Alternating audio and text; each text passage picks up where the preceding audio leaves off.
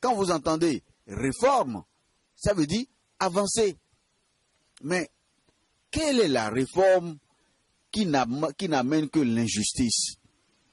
C'est quelle réforme qui consomme du sang humain? Quelle est la réforme qui réclame des morts? Quelle réforme, au nom de quelle réforme, la réputation d'un pays peut complètement tomber? C'est au nom de quelle réforme le respect que le Bénin avait il y a 4 ans, tout ce respect, on ne l'a plus. Ce n'est plus une réforme.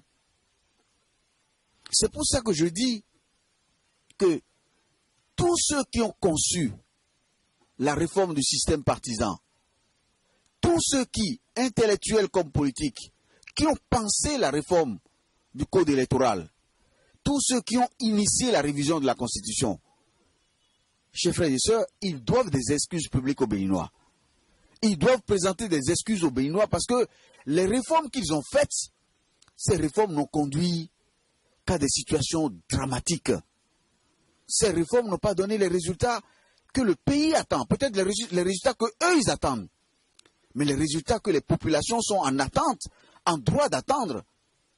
La réforme du système partisan, la réforme du code électoral, la révision de la Constitution, ces 3 réformes, même la réforme conduisant à l'adoption du code du numérique, la réforme sur l'indépendance de la justice, sur l'organisation de la justice, mais, excusez, les réformes politiques qui ont été pensées depuis 2016, particulièrement à partir de 2017, ces réformes n'ont apporté, je pèse mes mots, n'ont apporté que malheur, douleur, pleurs, tristesse et mort à notre pays. Et je n'exagère en rien.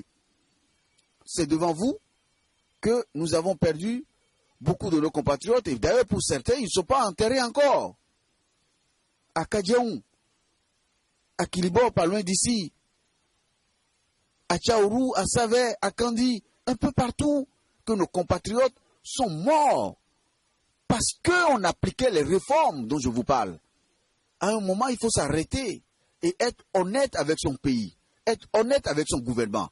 Et j'ai dit, en le disant, nous disons ce que beaucoup de Béninois pensent et ce que beaucoup de Béninois vivent dans leur chair, que ces réformes, il faut le dire, et le dire au président de la République, ces réformes ont été un échec.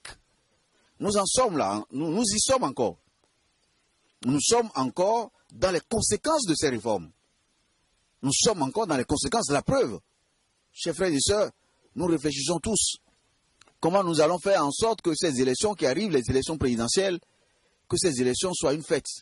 Comment nous allons faire pour que le pays retrouve son intimité, sa gloire? Quand nous allons à l'élection, le monde entier nous observe et à la fin, les gens nous applaudissent. Parce que nous faisons quelque chose de magique. On organise des élections, des gens qui ne se parlent pas s'affrontent, quelqu'un gagne et il prend le pouvoir, il entre au palais et l'autre sort. Voilà ce que nous avons été capables de faire en plus de 30 ans. Ce que le monde entier a observé de la part du Bénin.